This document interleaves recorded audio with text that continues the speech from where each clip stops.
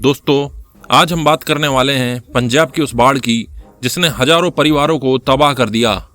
सवाल ये है कि ये बाढ़ सिर्फ कुदरत का कहर थी या फिर हमारी सरकार और इंसानों की लापरवाही का नतीजा।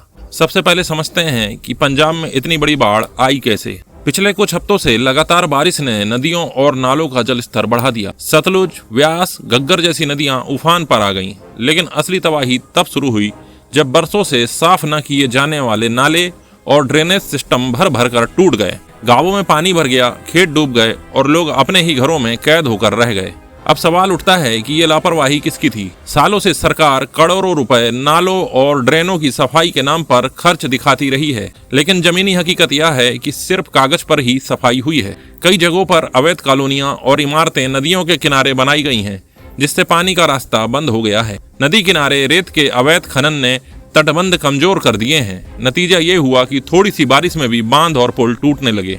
इंसानों की गलतियों ने भी हालत बिगाड़ दिए। खेतों में पानी बचाने के लिए बने छोटे छोटे बांध और पक्की मेड़ें बाढ़ का रास्ता रोक लेती हैं। कूड़ा और प्लास्टिक नालियों में फेंका जाता है, जिससे पानी निकासी पूरी तरह बंद हो जाती है। सबसे बड़ी गलती है चेतावनी मिलने के बावजूद लोग और प्रशासन दोनों ने समय पर तैयारियां नहीं की। अब इसका असर ये हुआ, हजारों एकड़ फसल बर्बाद हो गई। किसानों की साल भर की मेहनत पल भर में मिट्टी में मिल गई। सैकड़ों गांव जलमग्न हो गए। लोग स्कूलों और गुरुद्वारों में शरण लेने पर मजबूर हो गए। बच्चों से लेकर बुजुर्ग तक सबको पानी और दवाई तक के लिए तरसना पड़ा। और सबसे दुखद बात, ये सब नया नहीं है। इसमें हजारों लोग बेघर हो गए और बहुत से लोगों की मौत हो गई। बहुत से बेकसूर जानवर भी इस बाढ़ की बलि चढ़ गए। हर साल पंजाब में बारिश के मौसम में यही हालात बनते हैं।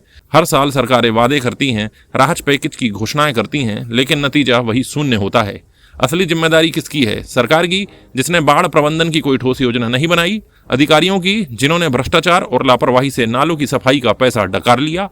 और हमारी भी, जो कचरा नालों में फेंककर या नदी किनारे अवैध निर्माण करके इस तबाही को और ज्यादा बढ़ाते हैं। सवाल यही है कि कब तक लोग बेघर होते रहेंगे, कब तक किसानों की मेहनत डूबती रहेगी और कब तक हर साल पैकेज राहत के नाम पर मजाक बनाया जाता रहेगा। दोस्तों, ये वीडियो सिर्फ खबर नहीं है, बल्कि एक चेतावनी है। अगर आज हमने आवाज नहीं उठाई, अगर आज हमने सवाल नहीं पूछा, तो आने वाले सालों में यही बाढ़ और ज्यादा तबाही लेकर आएगी। तो अब जिम्मेदारी हमारी है, सवाल पूछने की, सरकार से जवाब लेने की और खुद भी कचरा, अवैध निर्माण और नदी नालों से खिलवाड़ बंद करने की। याद रखो, बाढ़ सिर्फ पानी की नहीं होती, बाढ़ तबाही की होती है, और इस बार ये तबाही इंसानों की बनाई हुई है। इस वीडियो को ज्यादा से ज्यादा शेयर करो ताकि लोग जागरूक हों और सरकार तक हमारी आवाज पहुंचे।